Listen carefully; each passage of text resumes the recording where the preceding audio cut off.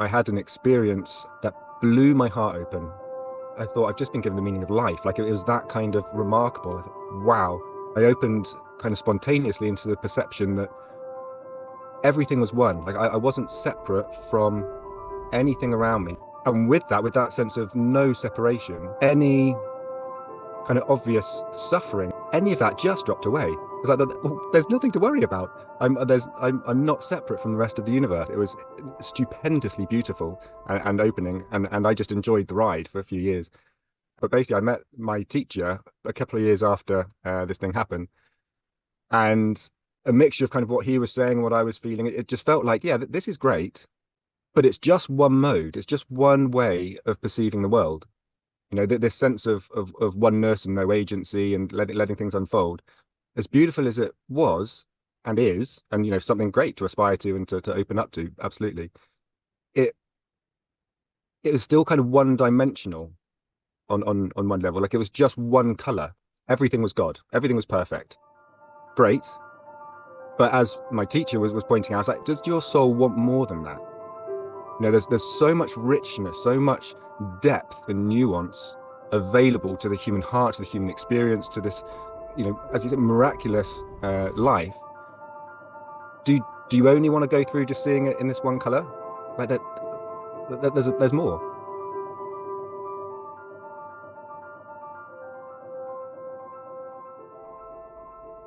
Welcome, everyone.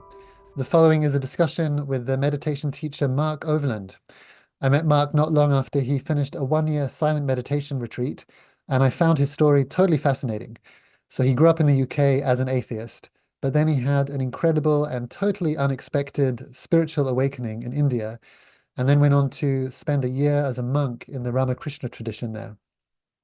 Despite experiencing what many people consider to be a peak or pinnacle spiritual insight, he actually left that behind to become a close student of the late Rob Burbea. Rob is someone who many people believe radically updated Buddhism to a modern context, influenced by thinkers like Carl Jung, James Hillman, Nagarjuna. Rob also famously wrote the book Seeing That Freeze, that many meditators treat as a modern classic on emptiness teachings. For me, Mark, his life embodies many of the debates that come up in the meditation world, which I myself debate with him often. For example, is the fundamental nature of reality awareness, or is even awareness empty? And what are the goals, true goals of spiritual practice? Is it simply the reduction of suffering, or is there more? Mark now teaches Buddhist insight meditation inspired by Rob Burbea. He focuses on understanding the emptiness of all things and how changing our way of looking can reduce suffering and enhance the beauty of life. He offers his teachings freely, living from donations in a caravan here in the UK.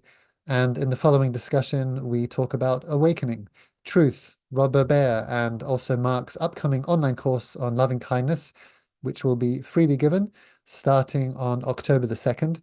All the relevant links are in the description, and I hope you enjoy listening to this as much as I enjoyed taking part. I understand you didn't have a particularly spiritual or religious upbringing. Is my memory serving? Yeah, that's right. I mean, my parents, I don't know, I think my mum always professed to maybe having Christian values in some sense. But there's no sense of God or yeah, any organized religion or I mean it's basically absent from my childhood.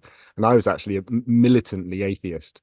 I mean I didn't get that from my parents, so I'm not sure where that came from, but I was so strongly against what I saw as nonsense, as brainwashing, as you know, just rationally stupid. Like that, as I was growing up, I thought this is ridiculous. And yet, at the same, I was talking about this with someone yesterday. Actually, at school, I went to a club called Christian Fellowship, where you know you looked at the scriptures and things. And I look back, I think how funny. I mean, I went in there as an atheist, supposedly, you know, and I was asking questions like, no, this isn't right, this isn't right. But something clearly drew me. Something was calling me in, and I didn't appreciate that at the time. So no, very strongly anti-religion. Um, and then I guess that changed. I mean, my aunt actually gave me a book, the Tibetan Book of Living and Dying, uh, just as I was finishing university.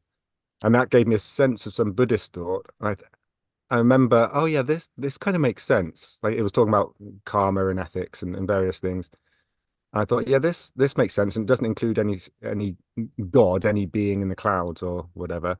So that was just kind of in my consciousness. And then I went to India with a friend, actually just on kind of holiday after university, and quite well, completely unexpectedly, I had an experience. I basically left him at some point. I said, "Dude, something's calling me. Something else is calling me, and I've got to kind of head off and just be by myself." And I went off into the mountains in South India. And yeah, I mean, I don't know what kind of detail to give, but I had an experience up there that blew my heart open in a way that felt so profound. So it's like I thought I've just been given the meaning of life. Like it was that kind of remarkable. I thought, wow. I opened kind of spontaneously into the perception that everything was one. Like I wasn't separate from anything around me. The birds, other people, the sky, whatever it was. It just felt like I was somehow living in God's consciousness or God's. It's just it was all God. That was kind of the terminology in India. That's what I was picking up. Um, and with that sense of no separation,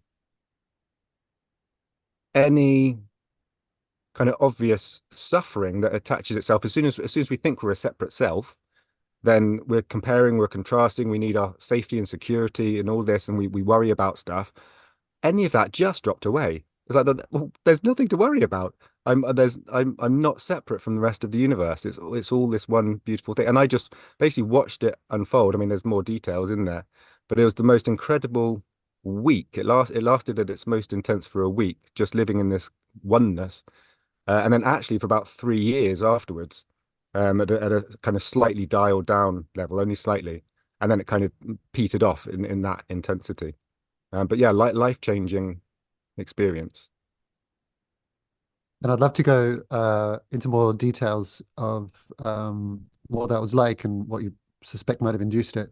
But to almost skip to the end, because I think one of the interesting things about your story for me, because I've been lucky enough to meet a few people now have had this or similar experiences that just sound amazing. And, who in their right mind wouldn't want to live their entire life in this mode of constant sense of the miraculousness of existence and non-separation and all that stuff. Um, but I can't remember exactly how you put it. What I remember is you saying almost it was after a while it was boring or unsatisfying or almost like something was missing. Am I remembering that right? Uh, It's a few years ago now. yeah, I mean that was essentially how it was. I mean, I lived in that state, yeah, for years, and it was very joyful. And it went along with the sense that, life's just unfolding. I don't have any choice in the matter. Like it really, for me, went along with the sense of there's no agency, there's no free will. I'm just watching life unfold. And it was, as you say, it was miraculous. It was stupendously beautiful and opening. And I just enjoyed the ride for a few years. Um, and I mean, I don't know if this is time to bring in Rob, but basically I met my teacher um a f- when was that? That was a couple of years after this thing happened, and a mixture of kind of what he was saying and what I was feeling. It just felt like, yeah, this is great,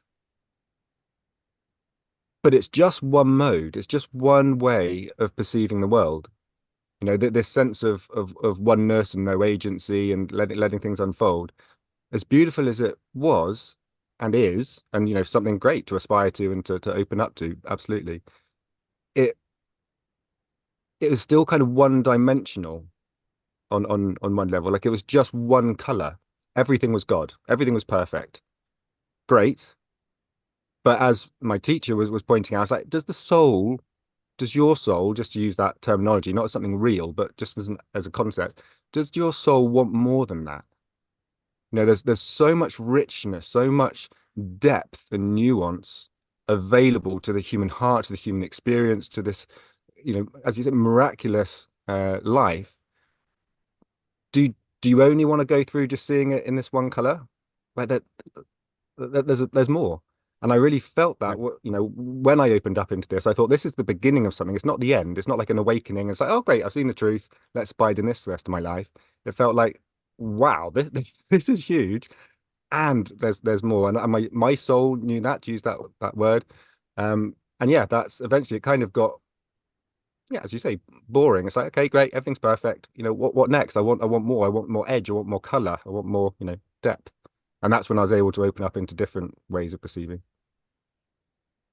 Um, so maybe just a couple of quick clarifying questions that might help me and others listening.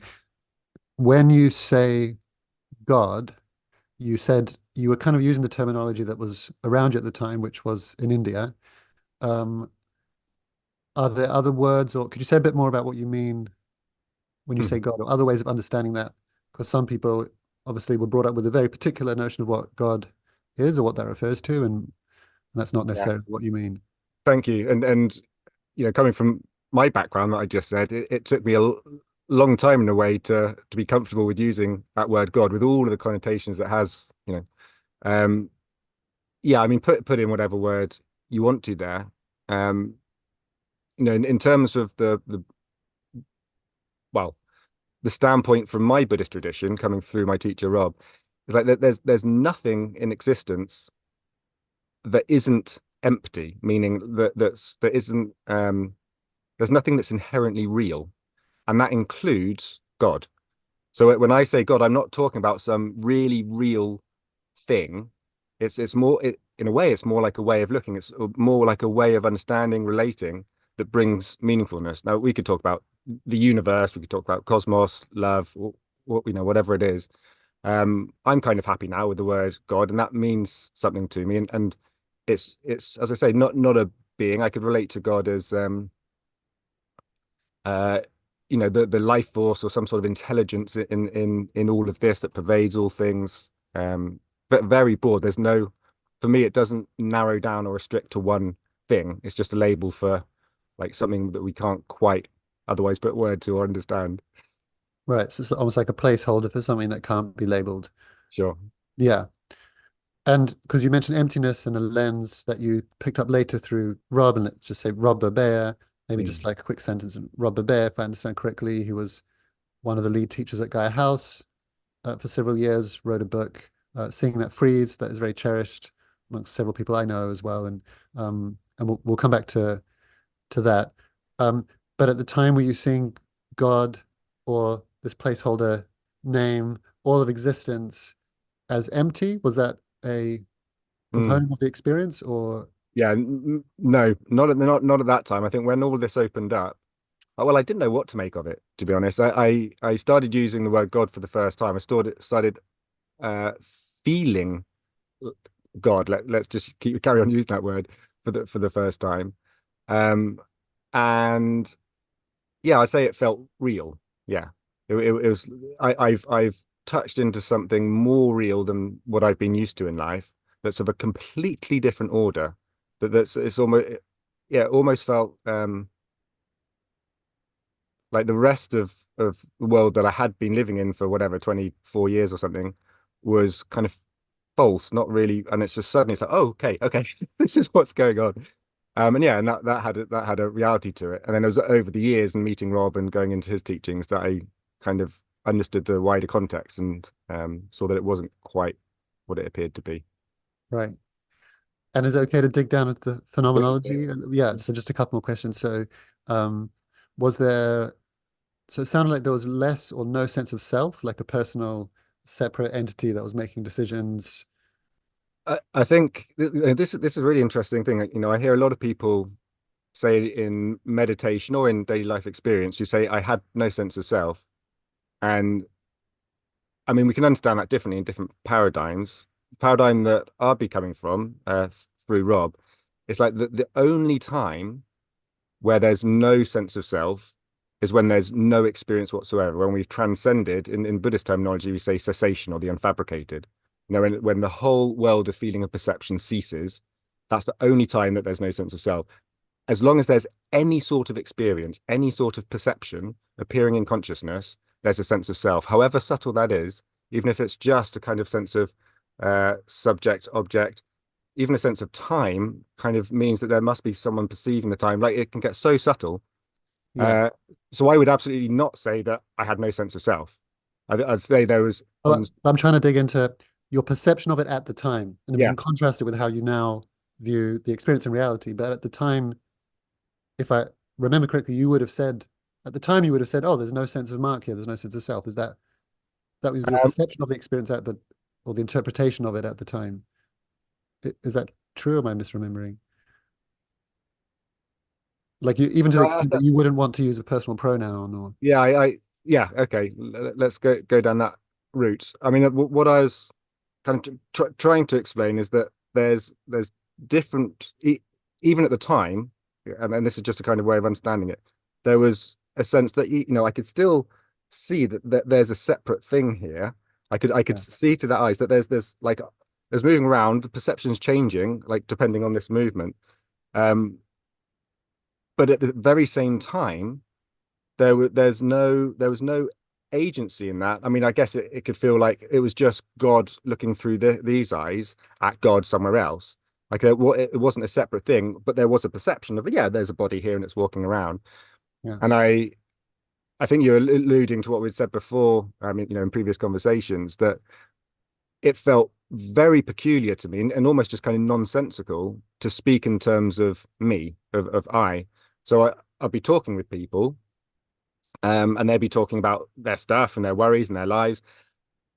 And it just kind of didn't arise in me that the thought to say, "Oh, I do this or I think this," because well, as it just didn't make like what does what does that even mean? And I had to, at some point after a year or two of that, I kind of had to train myself into speaking about me because I realized, oh, in conversation, that's kind of just helpful in terms of connecting and whatever. So I'm gonna basically try on this way of looking at, okay, me. I do this. Well, I like this for lunch and I do this. And I just kind of in a way pretended and got back into the using the I language. And then I don't know, after however long, just because of how mind and consciousness works, because I was doing that and that was becoming habitual, on some level I started believing it, and then you come back into, okay, right, I'm a separate I'm a separate self. And you conflict between the different ways of looking at that. got like three different questions like all queued up. Um, so if you can, because I'll just shoehorn this question in. Do you think then that there's validity in if someone wanted to take on this way of looking or this perception of there not being a self, in the same way that using a particular language helped you come back to having a sense of self, or however you want to frame that, that someone adopting the language that you had of like never using a personal pronoun would help them take on this perspective of, oh, it's all just happening, there's no agency. And maybe Um, no, but I'm just trying to think through. I mean, yeah, theoretically, and kind of in a broader way of just practice, not necessarily just about this particular opening up into that way of looking. Yeah, I imagine, like with most things in the Dharma, there's things work both ways. And so if you do this, that increases. If you do that, that decreases. The same. If you do that, the other, like right. they go together. Okay. Yeah. But I'm just trying to think through that, what would actually look like, and whether that's practically. Yeah, But I'm we'll not. give you an example. Like, what would you have said now? Because you said, I'm trying to think what that would look like. Yeah. How would you have said that sentence when you're avoiding? Do you Oh, remember? that's a good question. Let me try and remember back.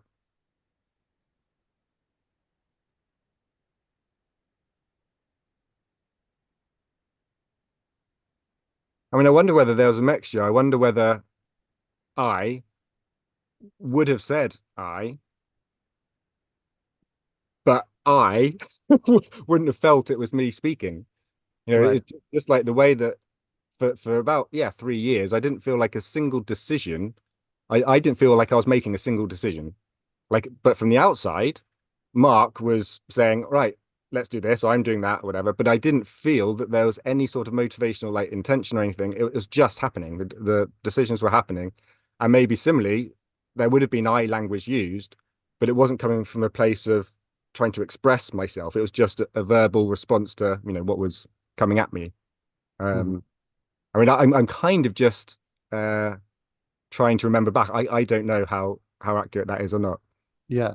Yeah. The memory is obviously going to be so, Mm, but maybe similar to digest. I can be aware that my body's digesting, but I don't have any sense of agency over, mm, other than it seems to happen after I put something in my mouth. That part feels like I've got some control over. But um, And then just a couple of quick questions on, again, just what that experience was, and then we can move into how you view it now. And um, was there less thought? Was there less thought or perception of thought Yeah, yeah. compared I, with, I yeah. was thinking about that the other day. I mean, it's really,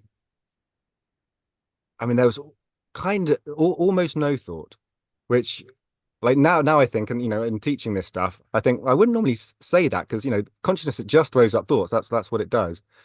But remembering back, like there really was, it was very quiet in a landscape. And it may be, as I try and remember it, it was, one that yes, there genuinely was less thought being thrown up.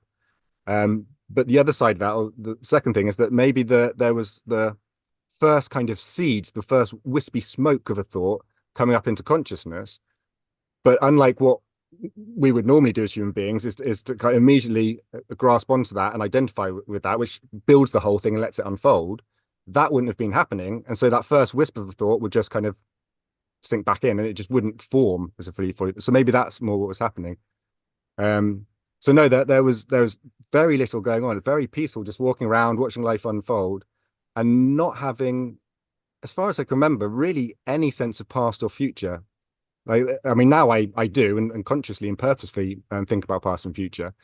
But then it was when I think about it, really was kind of just living in the moment. I was just there with life. It was completely miraculous, and it just went on for years in that way. Yeah. And what do you think? So, because very interesting to speak to you, given you've had that experience and you're no longer in that mode of that experience, nor even seeking it, from what I can tell. It's not like, oh, if only I could get back to that was the truth or that was how I want to live. Um, how do you, and clearly, so looking back, decisions were being made. There was no sense of you or you making them. Do, was the perception that it was similar to, say, digestion or, there's innumerable autonomic processes in the body and your hands moving and words tumbling out of your mouth and all that phenomena were kind of part of the same Yeah. thing, something like that. Yeah. I mean, I haven't kind of thought about it in those terms, but yeah, that's a good analogy. Yeah. Did you talk about it? Did people not challenge you and be like, well, obviously there's a mark and you just did this thing and you're planning because you just bought a bus ticket. Like, what does it mean to buy a bus ticket with no sense of the future? Why are you buying a bus ticket? Yeah. Were you not telling people about it for them to point out the kind of, again, from this perspective, logical, Hmm. I can't remember how. I mean, I remember being asked about it a lot. Well, I was running one Buddhist center with a friend, and I told her the story, or she knew the story. But then every week she'd be kind of encouraging me to tell the group the story because she wanted to draw out this or that. It's interesting in some way, and so I found myself repeating this story so often. And I think people would take to it differently. Like some people just have disbelief or kind of non-understanding. Some would be inspired. Some would, yeah, as you say, just be confused. It's like, well, how, this, that. And I can't honestly remember how I responded other than in the moment with, how I sense things, which, maybe it's just very difficult to grasp if you haven't experienced it yourself, what that means for a decision to be made without there being any sense of ownership or being involved in that process. Like it's just, as you say, it's digestion. It's just something happening and words come out and yeah. hmm. Um, yeah, I imagine people, yeah, did challenge it, but it's, yeah, I don't know. I'm not sure what more to say on that. Yeah, yeah, yeah, fair enough. Okay, and I think that kind of gets it. Have you read The Power of Now? That was one of the first books I read kind of back in when this happened. Yeah, 2008 or something. Because that's obviously a well-known description of an awake. Did it kind of Mm. map onto your? Is it like when you read it, was like, oh yeah, that's kind of what's happening to me, or was it like, oh, that's Um, interesting and different? I mean, I can't remember now what Eckhart Tolle quite kind of what that experience was, but certainly, Like, yeah, no thought, always in the kind of in the now, everything vibrant and alive, no sense of yeah, I. I think yeah. that I mean, kind of that ticks those sounds boxes. exactly. Yeah. And I was aware that people have these experiences and in a way see it as a final point. It's like, oh, great, I've seen the truth. This is it, and now I'll teach it and just abide in that state. And fair enough if that's what a person wants to do, or if that's kind of what their soul is calling them to. But for me, it's like, yeah, as I say, it's more the start of something. It's like, okay, wow, that's opened something up. What more is there to understand here? And that's where it got really interesting for me. Yeah. And it sounds like you arrived at that later. So initially it was like, oh, this is reality. I'm now seeing reality as it actually is. And over time through, well, we can get into that. At Mm. some point something shifted where it's like, oh, there's more colors to be explored. I don't know. There's a very subtle point here, maybe. When I said earlier that it felt real, like that sense of being in God and things, it felt real, but I didn't feel like it was the final truth. Right. It's like I'd kind of it was at the time, whatever, I had this experience and I was reading these books about, Hindu thought, Vedanta, things like that. And what that suggested as awakening, full awakening. And I'm like, no, that's not it. Like I've opened to something and there's much more to see. Like this isn't the final reality, but it did have a reality to it, which is different from when we understand it through an emptiness perspective. And most people I speak to who have this experience, I th my sense is the vast majority are convinced this is the realest thing that can happen. Everyone has to, well, ideally everyone would know about it, or they're so at peace that like that's just another thing that's happening. No one has to know about it. But they've got a sense that they're more in touch with reality than they were and other people. Mm. What's very interesting to me about your story, if you're remembering it correct, that you certainly don't have that now, and if you're remembering it correctly, you didn't have it even then. Is there something, the link I'm making is maybe this ardent atheist streak that you had before maybe seeped into that experience of like, wow, this is amazing, but I don't quite believe it. Or I don't know, or do you have another I no, I vision actually from the I'm not spectrum? sure that is what it was. I think I really did flip like from the atheist, and that's what people say, isn't it? That people on that side of the spectrum that are so against it all often become the most kind of evangelical or Right, really right. open. And I think it really just did flip, and then suddenly I was just in Godland. It's like, yep, I'm totally with this. So no, I'm not sure it was that seeping through. I don't know if there's something in my personality, just the way we're made up differently that just felt um I always onward searching. Like to think that there was a finality in what I guess I was feeling is like an infinitely complex and amazing, beautiful existence. It's like to think that, oh yeah, this is how it is. I think maybe just something in my being like, no, it's not, it can't be as simple as that. Um, I'm trying to just think what you were asking exactly. Well, yeah, just it's just that curiosity around your having what sounds like an ongoing ecstatic experience that feels realer than your previous experience, and yet I don't know if dissatisfaction is the right word, or just like a not grasping to it that I see so often, Yeah, which I can understand and I experience myself, is like, oh, this is it. yeah.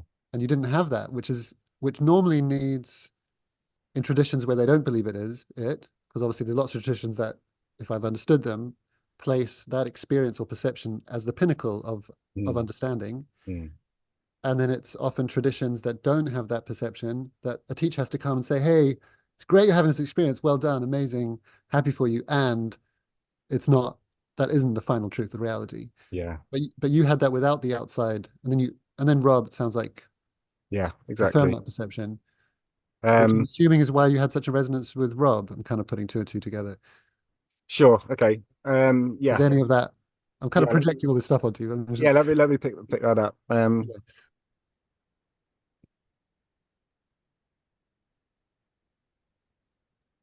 And maybe if I just speak experientially rather than kind of conceptually, what I was thinking, when this stuff happened, like this experience that we talked about, I opened into like the felt sense of it was just being completely held by the divine, like as part of the divine, not inseparable from. And so I just kind of complete resting back into enjoying this perception of the world unfolding. And maybe it was to do with something like not seeing so much this sense of a separate self, that the thoughts weren't coming so much of, oh, this is the final truth, because it just became much more experiential. It's just I'm living in this incredibly beautiful world, and I had the sense that it was all held, that I was held, and it would be onward leading. Like it's not like, yeah, I've come to it. So rather than thinking so much of, okay, what's the final thing look like or not. It was almost just trusting in this flow that I was in, that was just leading to ever more deepening. Like that's how it felt. And I had no idea what that was going to look like, or what time it would take for things to open up. But I was just kind of being taken down by this stream. That's kind of how it felt. Um, and then meeting Rob, so I came back from India, kicking and screaming because I thought there's nothing for me in England. I was very spiritually kind of naive and narrow. I thought, well, it's all in India, and just conditions basically brought me back to England on the plane, and I really didn't want to come. And then within 2 weeks, I turned up at Gaia House, which I'd heard about, which is the kind of main center in Europe for the insight tradition, which I'm a part of, insight meditation. I turned up there a couple of weeks later, and on the first or second day, I had a knock on my door, uh, and this guy said, "Hey, I'm the resident teacher here. My name's Rob. Should we have a meeting, just check in about your practice?" And I went for a meeting with him, and it was just textbook meeting your guru. I mean, I know the whole kind of guru thing has a bad has lots of bad connotations, but for me, it was just so simple and beautiful. It's like, here's this guy sitting opposite me that I just felt with all my being, and still living in this sense of just being held by God, held in the divine. This meeting was like, oh wow, this guy sees through me completely, past, present, future. It felt like he just totally understands my being, where I'm at. He's got clearly so much compassion and wisdom, and every little thing he's saying, every word, it felt like, was exactly what I needed to hear, and a teaching to open something up. I mean, it was just incredible. And so then, 2 weeks having been come back kicking and screaming, you wouldn't have got me on a plane back to India. It was just so obvious. Here's my teacher. This is the guy that I want to learn from, that I've gone around the world to try and find. Um, I've gone off from your question again. No, it's good. Well, I was taken in by that story. Yeah. And maybe it's worth just saying again for people who don't know Rob, and that word guru might elicit a certain image. Very So ordinarily anti-guru. dressed as a Westerner, no long hair or beard, none of this kind of. Um, I think one of the greatest compliments, people used to just say how ordinary he was. He's just an ordinary guy. Yeah. yeah, you wouldn't see him in a supermarket and think, oh, there's a spiritual guru. No. Yeah, And he wouldn't see himself as a guru. Like the way that he held it all was so kind of anti-guru, and so inspiring. Really, for all the fake art that you can get, there's real art. And it's a shame if we just see the fake stuff and just throw the whole thing out. And he was a genuinely brilliant teacher. But yeah, I was yeah, so blessed to have met. yeah. And out of curiosity, so I've listened to many of his talks that you've sent me. Thank you. And I've read a bunch of his book. So I've got some sense of his teaching, but just in terms of how relationships with him formed, I'm curious, were you aware, was that a common experience or quite unique to you, the sense of like, oh wow, he's seeing through me, past, present, future, this almost mystical connection? Was it common that other people would report the Yeah, same? Um, from what you know. from what I know, not to the same extent. I mean, Mm. people, and that's the interesting thing with him, being so ordinary. I remember one day when I was working and living at Gaia House, and he had come down from his room and kind of join us for tea in the evening. And I remember one of the other coordinators, we were talking about it afterwards, and he said, "Rob, he's just that nice guy that comes down and joins us for tea every day," and kind of having no sense of someone like so spiritually realize. And it's just like he's just that guy comes down, whereas I'm seeing this guy come in that's just an embodiment of everything I'm wanting to uh, open up to and understand. And I spoke to Rob about it, and he said, something like that. He said, yeah, that there's what's in the teacher, but there's also what's in the student. And it's like, that coming together is like, depending on what's open in the student, you see more in the teacher or whatever. So that's the kind of how he was explaining it. Yeah. Um, and then if it's okay, maybe say some of what he said at that time or since that's resonated with you so deeply or felt like exactly what I needed to hear. Well, I mean, it was something very specific that apart from just beholding him and his, I mean, I really don't want to sound kind of woo woo new agey, because that was so far away from how things were feeling. But if I just to say, like, just, his energy, just what he radiated, just being in this presence, it's like, wow, this guy really knows something. And what he said in one of these first meetings was, I'm about to start a month-long retreat on emptiness, deep emptiness teachings. Um, you know, maybe you'd like to come along to that. And I said, well, I'm not, because it said it's for experienced practitioners. And I said, well, I'm not really experienced. I'd just spent a year as a monk in India before I'd come back. I was living in a monastery there and just kind of practicing every day, but trying to work it out myself. I said, I'm not really experienced. He said, well, come along. And if you like what you hear, then, you can join in for the month. I'll be happy for you to do that. So I went along for the opening talk, and I just can't forget it. And he was just saying,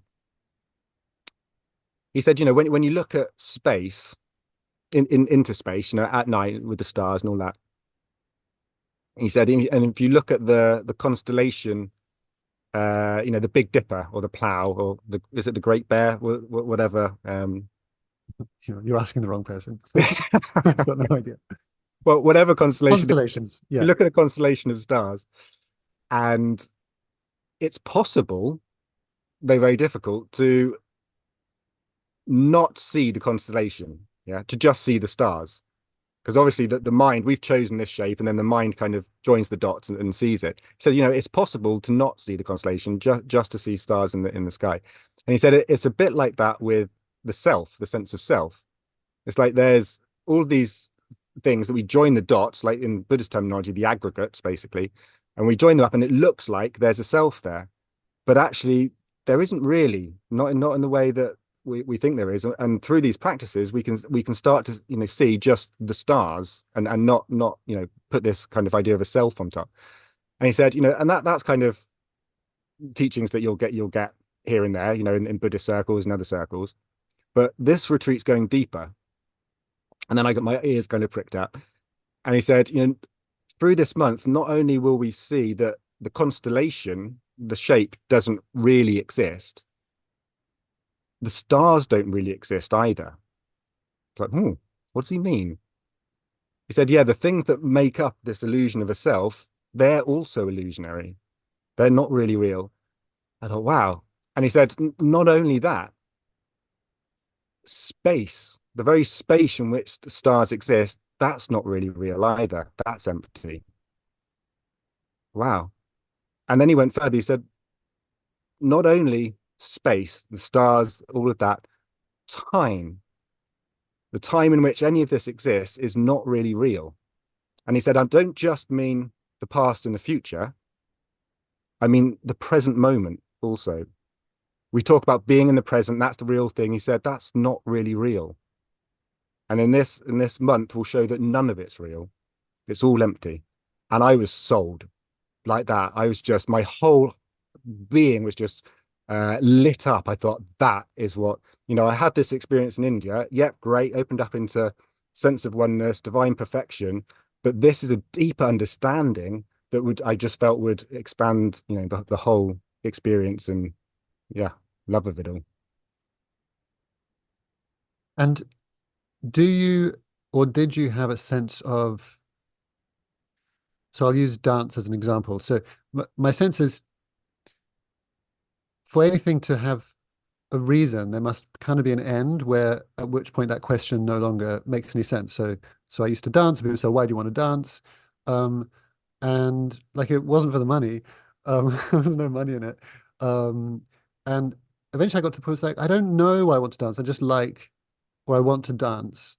And if I said it was for whatever, fame, well, there's probably much easier ways to get well known. Or if it's for attention, there's probably easier ways to get attention. And someone said, oh, you can get more attention doing this. I wouldn't have done that. I'd still like, no, but I want to Mm. dance, or any of the other motivations I could think of. And which is my very long way of asking, was there a sense of like, oh, if I can just see the emptiness of everything, then dot dot dot, e.g., I'll finally see the truth, or suffering will finally end, or blah, blah, or was it just like, wow, I just want to do this, and I've got Mm. no idea why, and maybe there is no reason other than the Nice. unknown. There's a Let question. me, yeah, let me Yeah. just reflect on that for a moment. Remember back.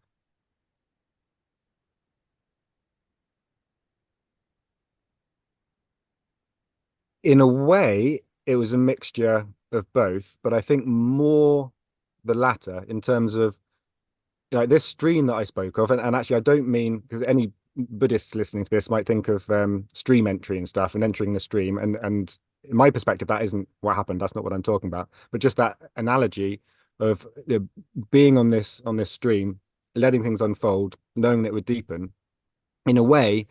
Um, Thinking, well, if only I understand emptiness, then this.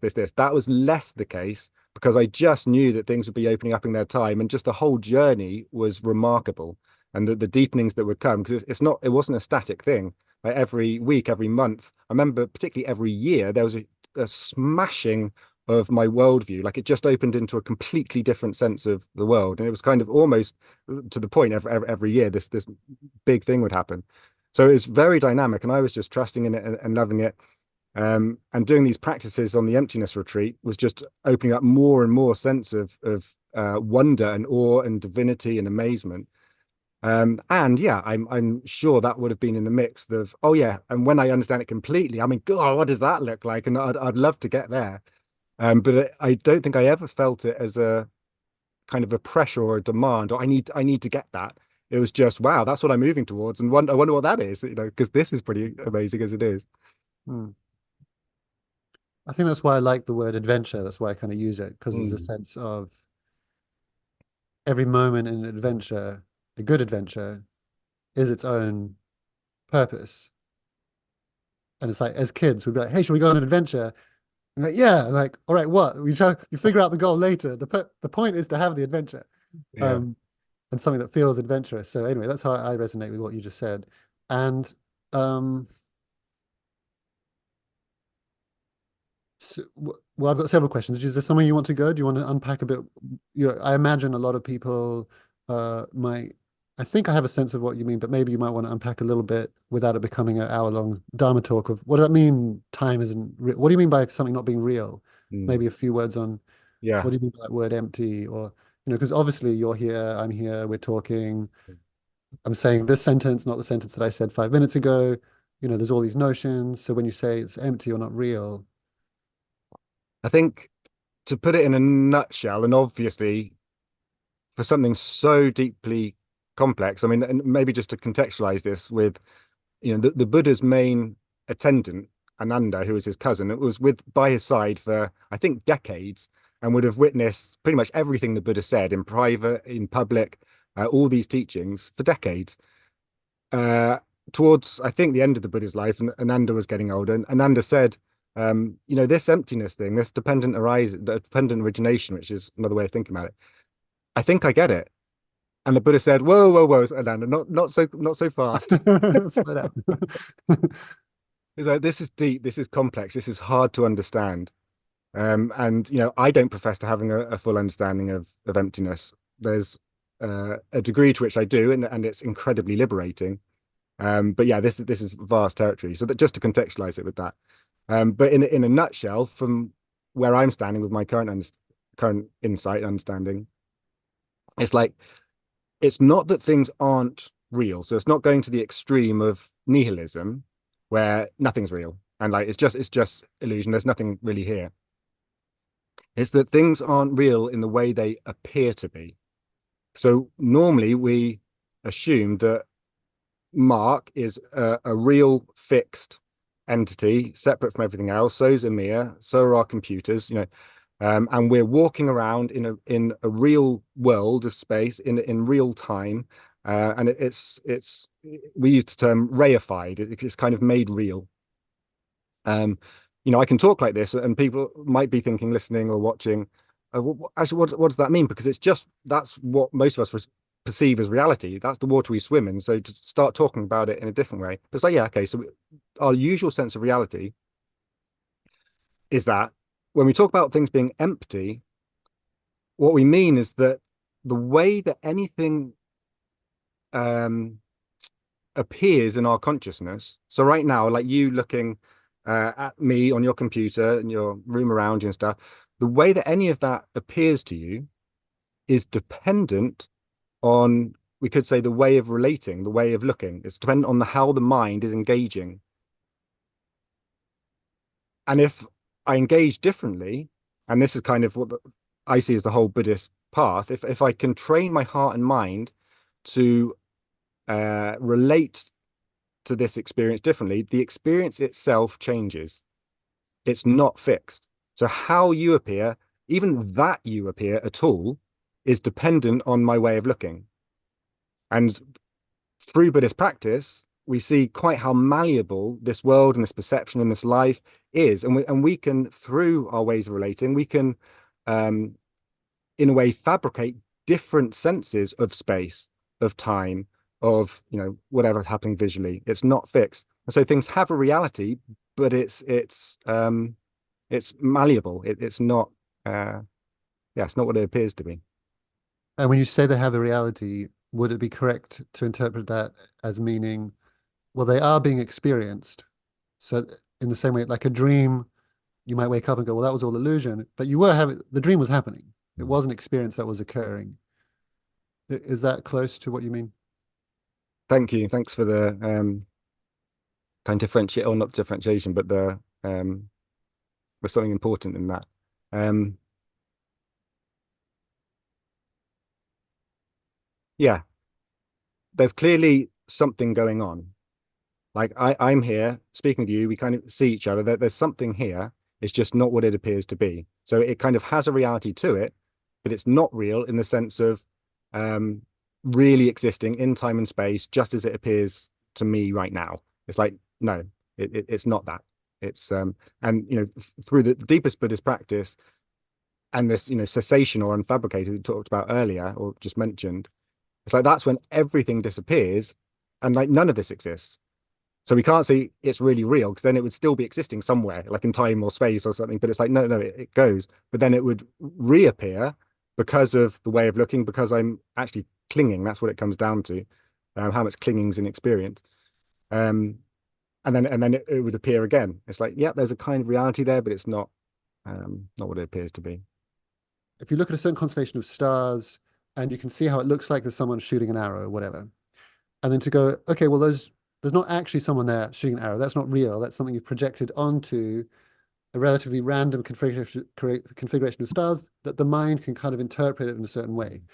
And then you can start to do that with more and more things and see how they're made of parts. Or even now, looking at the screen, I've got a sense that I'm talking to Mark.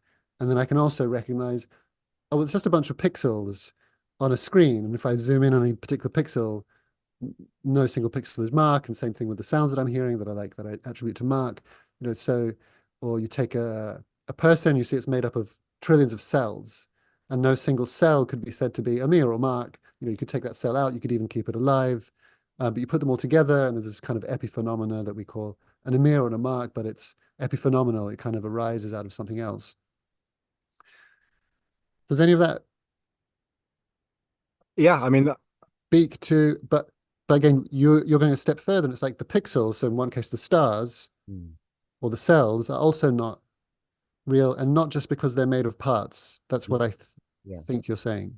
exactly. Because even the parts, I mean, I'm not sure if we want to get into this now, but that's uh, analytical meditation that we can actually do that the Tibetans particularly use around parts and wholes and seeing that, okay, well, the whole isn't really a whole, it's just the parts. But then it goes kind of infinitely down. It's like, well, each part is actually not because that it may is a whole in itself, but it's not a whole, it's just its parts. And then if you carry on going down and down and down, down and down, in order for that to make any sense at all, you need to get to a partless part, like the kind of atomic basic bit of reality, um, for any of that rest of it to make sense. But it's like, well, actually, that's impossible. You can't have a partless part because parts need to kind of connect with each other to be able to form bigger things. And if you've got a partless part, then which part of it connects in that direction, which part of it connects in that direction. Immediately, you've got two parts again. It's like a partless part can't connect to anything. And so just logically, we can see that things can't be as they appear to be. Because, just through that logical analysis, can we see, even parts aren't real. So no, yeah, this is going further than that. Um, we're not assuming any basic reality to anything. Like it's not only that we're kind of seeing things uh wrongly in the sense of, yes, this is real, but it's not what it appears to be. It's no, the very thing that we see is being constructed by the mind. And through our meditation, we can unconstruct it. And the whole thing just actually fades. The world disappears. I can't remember if you watch familiar with Bernardo Kastrup at any level or Um, I've watched a few of things okay, that you you've been know who he watching. is, yeah. Yeah, so he's been on this channel a lot. He's got a very um strong view on how he languages his perception of reality. Um and it's an ongoing debate we have whether you have a similar view or Advaita in general language very differently, or it's genuinely a Mm. different view. And maybe we'll come back to that. But one thing I remember Bernardo saying recently that he's recognized, oh, I've never convinced anyone. I've just given language for what they kind of had an instinct, or to use your Mm. language, their soul was calling for. And I've gotten quite good at articulating that in a way that helps them feel, oh, yeah, that's what I've been feeling and haven't been able to put into words. And so, because I was tempted to ask you, why would anyone care about what you're saying? Mm. And it may be that you have that perception of like, well, they might not, and it doesn't matter. Either it kind of excites you when you hear this, or it's kind of boring, what's the point, or a bit Yeah. scary. Or is it like, no, like Buddhism would be better on off, or the Advaita crowd, that you'd be better off if you got on board with this, either because it's closer to truth or it reduces suffering or some other reason. And when we say this, are we talking about Rob's approach to the Dharma? Or are we just talking about the Yeah, Dharma? this kind of way of looking, nothing, this emptiness approach in which everything is empty. Yeah. Um, to be honest, I'm not interested in convincing anyone of that. I mean, nothing that the Buddha taught, and nothing that Rob taught, nothing that Bernardo teaches, is ultimately true. Hmm. It's just as Bernardo says, like it's ways of languaging, maybe something, or maybe I'm saying something different to Bernardo actually. But it's just like it's helpful tools. All of the Buddhist teachings, any spiritual teaching, is a helpful tool in the Buddhist sense to or intentionality to reduce suffering. It's like the Buddha offered this series of concepts that eventually kind of take themselves beyond concepts, and it all goes in the direction of less suffering. Is any of it real? No, none of it's real. It's just it's helpful in this experience if we want. And Rob was always the same. It's like the paradigms that he was offering, whether it's the ways of looking stuff, whether it's his later soul making stuff, you know, it was interesting to him. And he's like, I found this a good way of thinking about things and relating to things. Try it out. Maybe you do, maybe you don't. And it's not for everyone. We work differently, and other people need tools, language in a different way to open up something. I think, if I were to market it, give it some sort of sales pitch, which I'm not interested in selling it, but to why would this be interesting to people?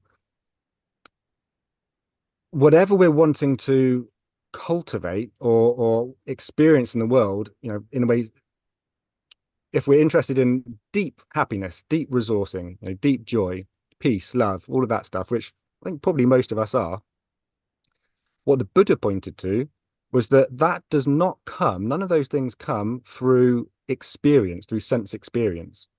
We believe they are, and that's a big part of our delusion. It's like so we chase the happy experiences or the nice experiences because we think, well, that makes us happy. The Buddha's like, no, it's all in the relationship. Actually, really, it doesn't matter what's going on or in your experience. Depending how you relate to it, that will determine how joyful you are, how peaceful you are, how much love there is, etc. It's all in the relationship. And Rob's just putting the language of way of looking onto that. And he's like, depending on your way of looking, things will be more or less any of these qualities. Hmm. And so this isn't A to B linear journey that Rob's suggesting or that I teach.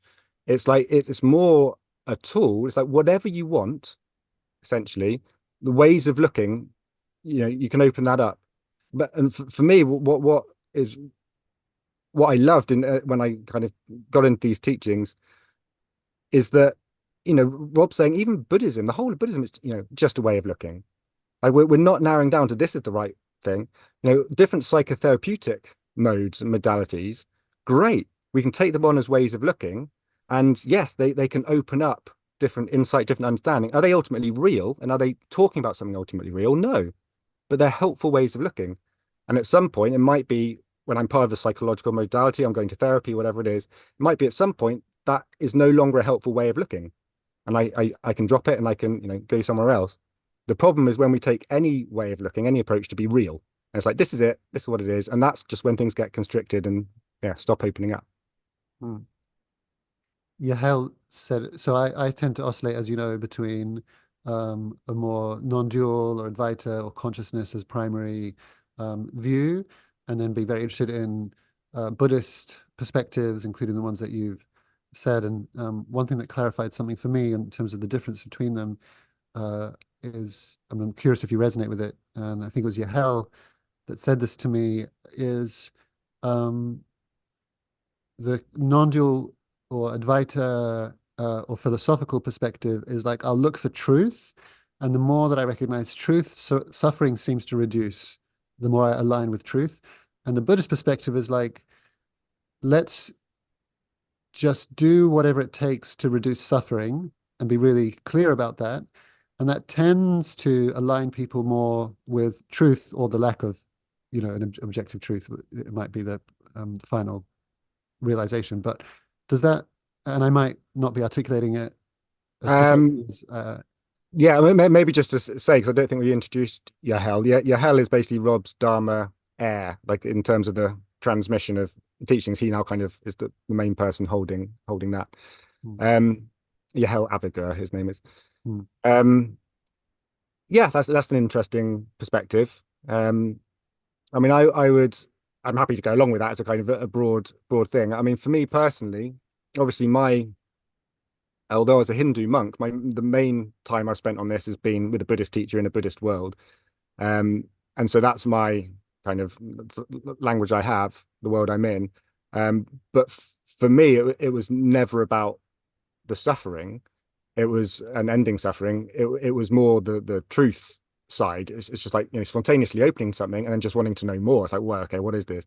And I think there is uh I don't know how big, it will definitely be a minority within the kind of Buddhist fold, or even just within my tradition, the insight tradition. There'll be some people that are there exactly for that. It's like they're drawn to these teachings, to retreats, to all of it, for the sake of truth and beauty and just wanting to go deeper into that. The vast majority, as far as I can tell, come in because of suffering. It's like, yeah, there's surely a better existence to be had, and the more they go into that, yeah, the two are intertwined, the truth of reality and ending suffering for sure. cool. So I definitely want to go more into truth. What is truth? Like, what's the point of even thinking about it? But maybe just before that, yeah, is there anything else you want to say about what you admired about Rob? What's so special about? There's obviously millions of Buddhist texts and thousands of teachers, and I'm sure you've come across many of them. And then also you were a monk, so you experienced lots of spiritual perspectives. Um, Anything else you want to say about what made Rob's articulation of this or perception so special or exciting for you?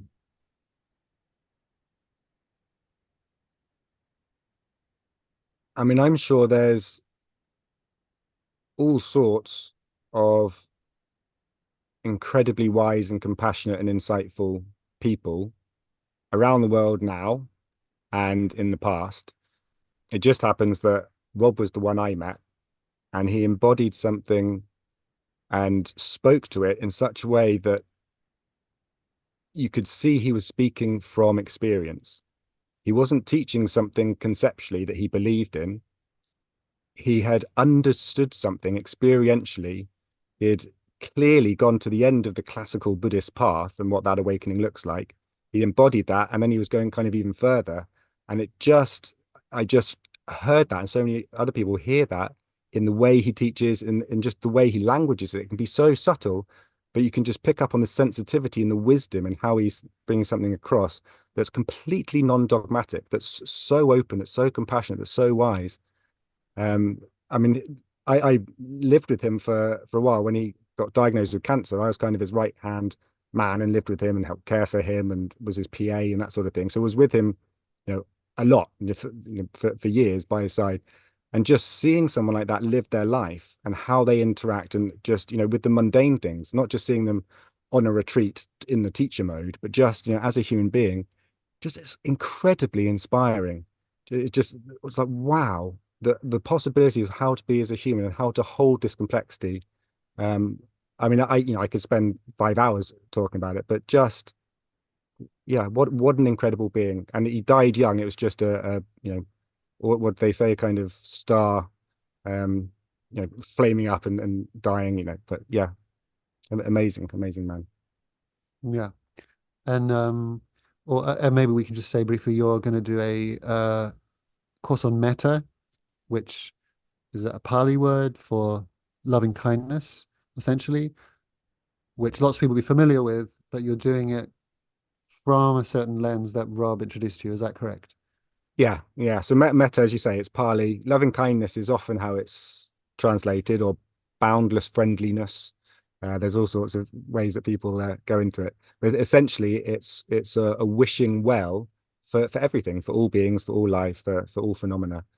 It's a kind of openness of heart that, for me, is right at the core of all of this that we're doing. And partly in the course, I want to show, yeah, very much through how Rob taught it to me and to others, that this isn't some auxiliary practice that's kind of a fluffy, oh, let's just sit here and wish people well. It's so deep, and it can go, kind of with tweaks all the way to, classical awakening. Like it's really at the heart of all of this. So I'll be, yeah, doing a 6-week course, and partly wanting to show how, just how profound a practice it is, but also giving different ways into it. Because what I find really often with loving kindness, with metta practice, is that people just don't like it. People don't like it, don't get on with it, and give it up, straight away. And for me, that's often because it's usually taught in one particular form, which works for some people, and is great. But we're all so different. Like, our minds are different, our neurologies are different, our experience, our conditions are different. We need to find a personal way to engage with this. And I think Rob was very skillful in just broadening kind of how that can be done and relating to it, visually or with words, kinesthetically, like with this, with that. And so that's what I'm wanting to present, just different ways in, so that people can get a taste of something that I think is really important in life and practice as an approach to life, to have this kindness. Yeah. Hmm. Nice.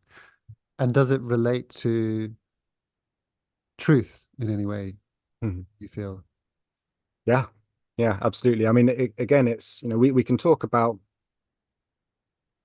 the less that the mind fabricates. So we're talking, like, with this whole emptiness thing, that the mind fabricates perception, and the less built up that is, and kind of as things fade, what we could say, that's becoming more true. That's one way of looking. I wouldn't say that's ultimately what's happening, but we could say, yeah, it's kind of becoming more true because it's less fabricated. Um, and what happens as things get less fabricated is there's more meta. It's just that there's a natural, organic opening up into a care and a love and a wishing well for experience. Absolutely.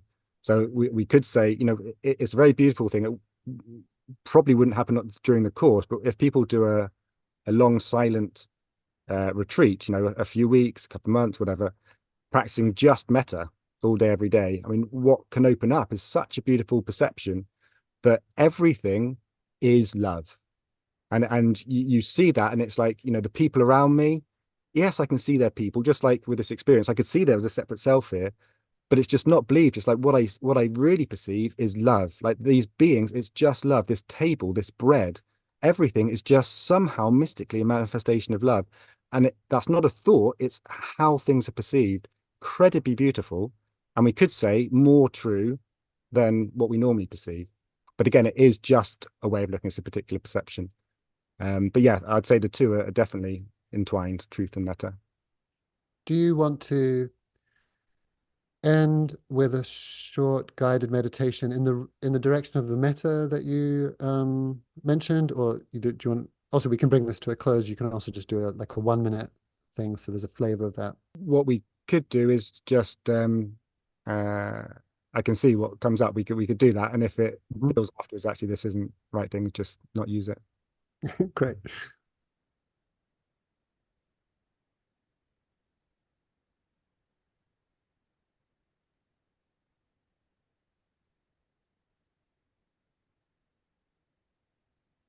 You waiting for me to do that? Oh yeah, I assumed you'd started. I thought you were being spiritual. He's doing one of those long silences through. All right. Well, yeah, if we want to just absolutely, well, let's close our eyes and see what wants to Yeah, great. happen.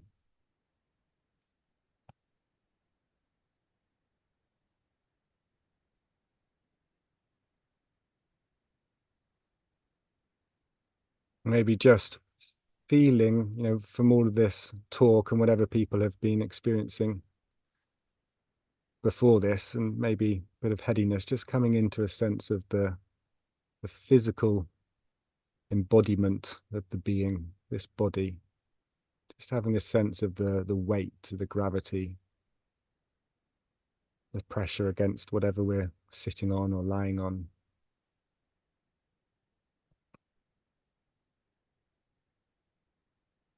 In one sense, here I am, I feel myself to be.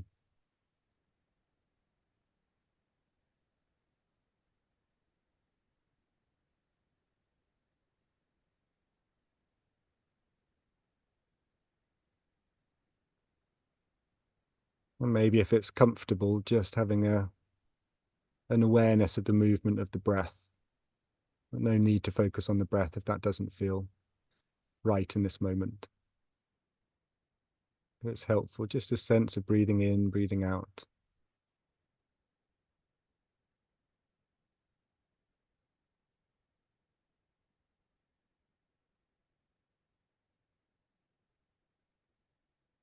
Just the simplicity of being present with this breathing body.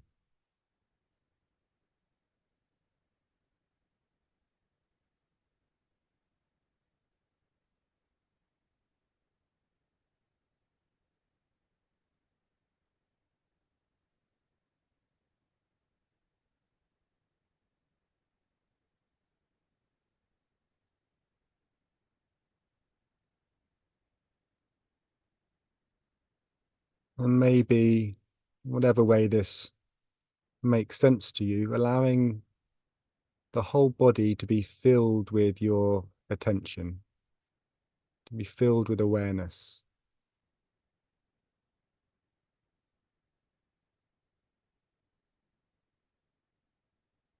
Maybe even expanding that awareness just beyond the physical body, just beyond the skin. But being aware of this whole field of experience that we call the body, the energies, the sensations, the textures.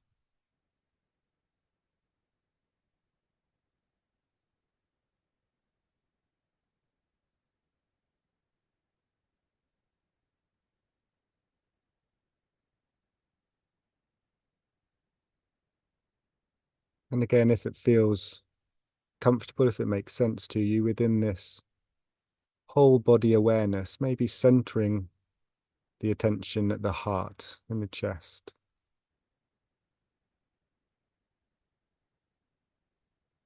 In a way, sensing or knowing or looking from that place, as much as that makes sense to you. Just inhabiting the heart, the chest area.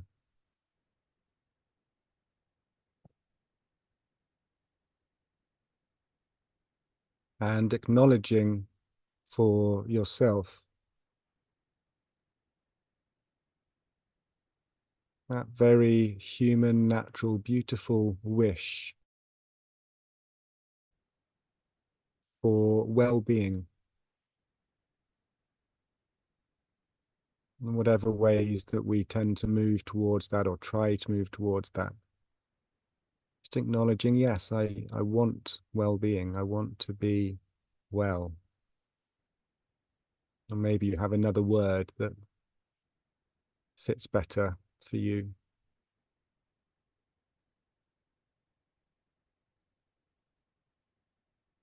I want peace in my heart, peace in my head.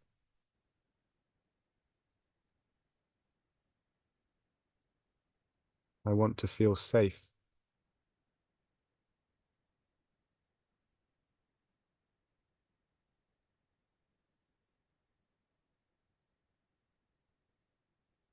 And is it possible to hold yourself with an acknowledgement of that in a way that moves towards that, holding yourself with tenderness?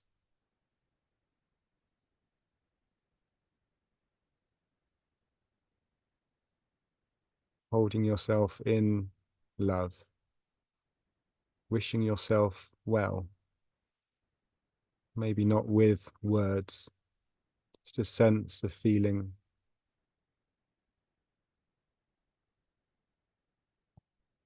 Yeah, may I be well.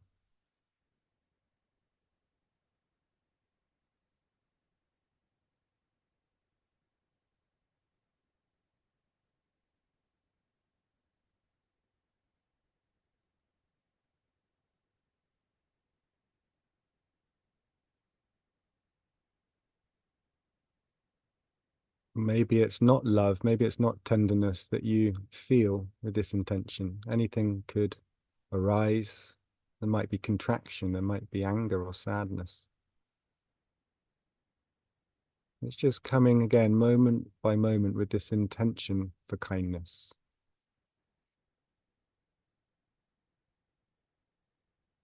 Whatever I am feeling in this moment, may I be well. May I be peaceful.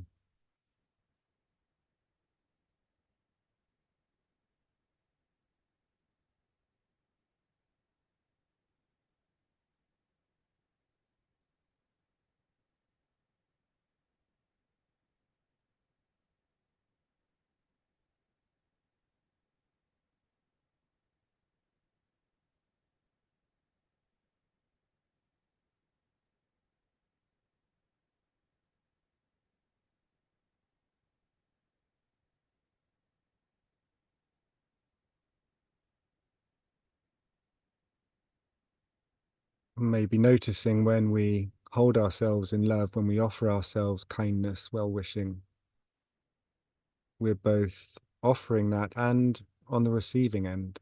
And is it possible to tune the mind more into the receiving now?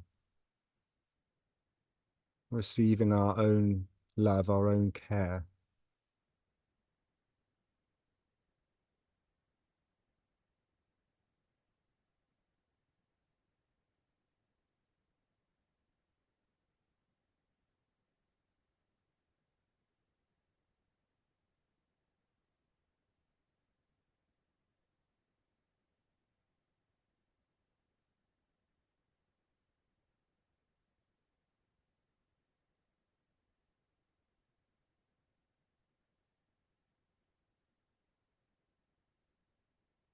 May I be well, may I be peaceful, may I be safe. Just receiving those well wishes from yourself. How does that feel?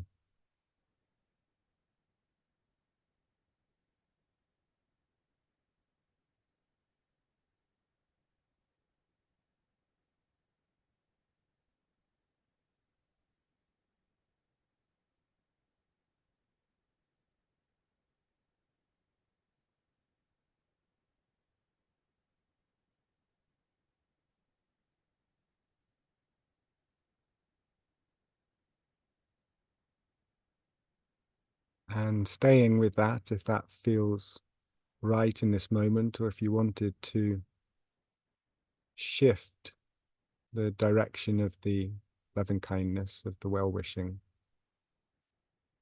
and open the heart outwards, how would it be to imagine radiating this kindness, radiating this well wishing, this love out from your heart in all directions? Just wishing the world, life in the world, wishing well-being to it all.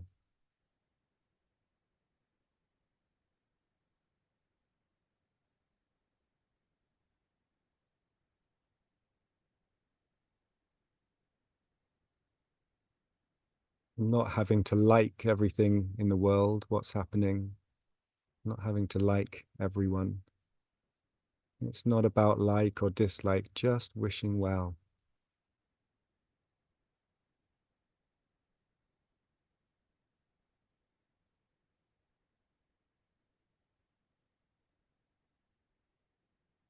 What would the world look like? How would it be unfolding if we all did have that sense of deep well-being from which to live, to act? May all life be well. May all life be peaceful, be safe.